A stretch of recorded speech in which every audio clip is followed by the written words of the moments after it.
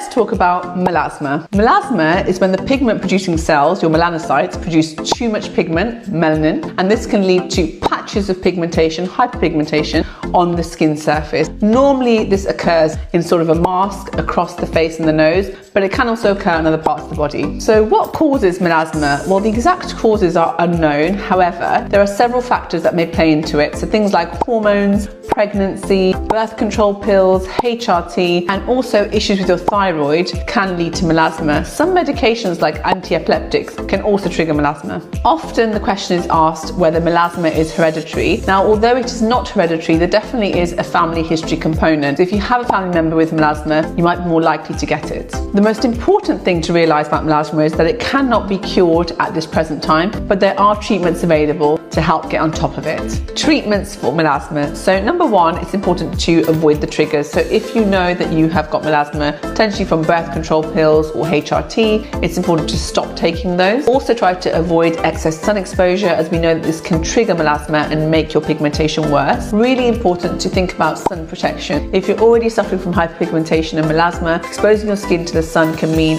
worsening of the pigmentation. So a really high protective broad spectrum SPF with at least SPF 50 plus is really important for the skin. Wear protective clothing, don't forget your glasses and your hat to help prevent the spread and the deepening of pigment when it comes to melasma. If your melasma has been triggered by pregnancy, it's best to wait till after pregnancy to have it treated. Normally though, the melasma may settle down a few months after giving birth as hormones settle, and during pregnancy we don't recommend using treatment creams or medicated creams. This could harm the baby. Other more common treatments for melasma are things like hydroquinone. These essentially work by preventing the pigment cells from producing more melanin and therefore reducing the pigmentation on the skin. Other treatments like retinoid creams, azelaic acid, kojic acid can all help to lift the pigment and help to brighten the skin as well. There are certain procedures that you can have, normally not available on the NHS, but you can go to a cosmetic skin clinic and ask these procedures. Things like chemical peels, although there are particular peels that you may need, as not all peels will help with melasma. Also things like microneedling may help in some instances, and there are specific lasers that can also help, formulated just for melasma, that can help break down the pigment and reduce the appearance of the hyperpigmentation.